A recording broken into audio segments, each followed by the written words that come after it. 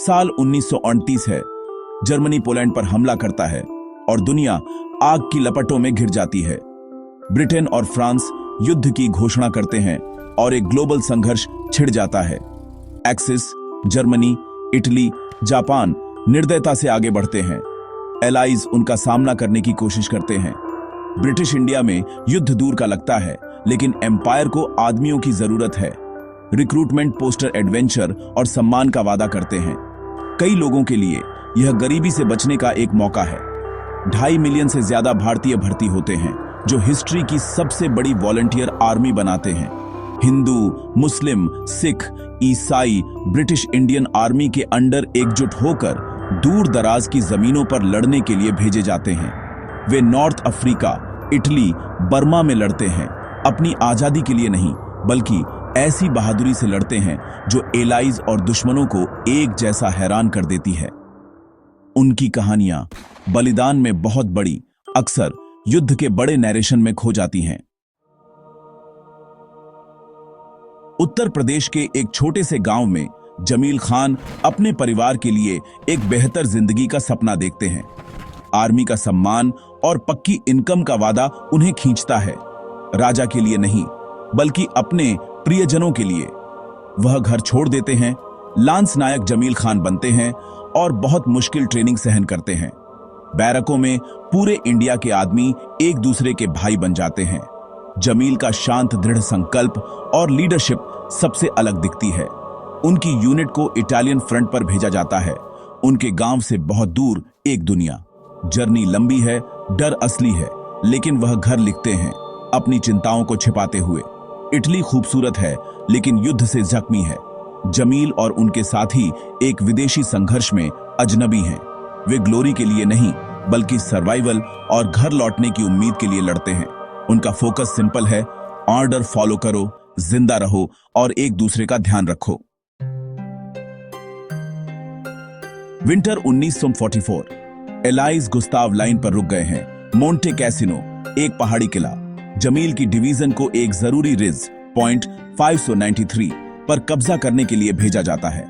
लड़ाई भयानक है, कीचड़, बर्फ और लगातार दुश्मन की फायरिंग। जमील के बगल में दोस्त गिरते हैं। डर लगातार है, लेकिन ट्रेनिंग और इंस्टिंक्ट हावी हो जाती है।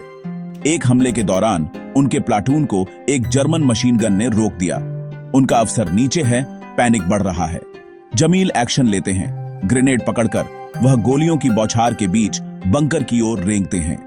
हर इंच एक संघर्ष है, लेकिन वह अपने भाइयों के लिए आगे बढ़ते हैं। वह फेंकने की दूरी पर पहुंचते हैं, पिन खींचते हैं और ग्रेनेड फेंकते हैं। धमाका गण को शांत कर देता है। प्लाटून आगे बढ़ती है, उनकी बहादुरी से इंस्पायर होकर। रिज पर कब्जा कर लिया जाता है, लेकिन जमील फाइनल हमले में बुरी तरह जख्मी हो जाते हैं। उनका बलिदान अपने साथियों को बचाता है, लेकिन उनकी कहानी युद्ध के क्योस में खोने का रिस्क लेती है। जमील की बहादुरी को उनके सुपीरियर्स नोटिस करते हैं। उन्हें मेडल के लिए रिकमेंड किया जाता है, लेकिन युद्ध के धुंध में कागजात खो जाते हैं और उनकी हीरोइज्म ऑफिशियल मेमोरी से फीकी पड़ जाती है। घर वापस उनके परिवार को सिर्फ एक छोटा लेटर मिलता है। जमील खान एक्शन में मारे गए। कोई डिटेल नहीं है, उनकी बहादुरी का कोई जिक्र नहीं, बस एक बेटा जो एक दूर के युद्ध में खो गया।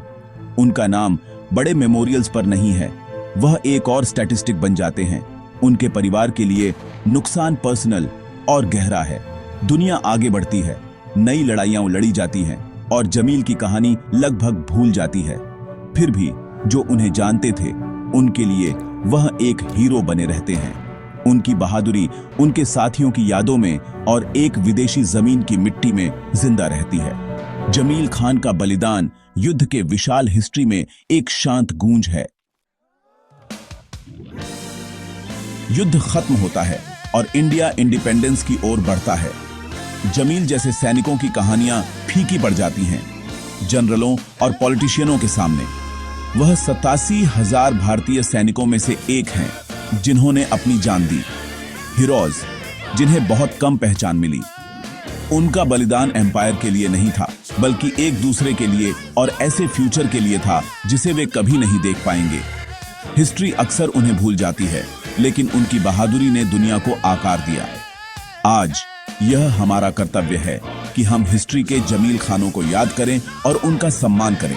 उनकी विरासत शांत साहस और अटूट स्पिरिट की है। जय हिंद।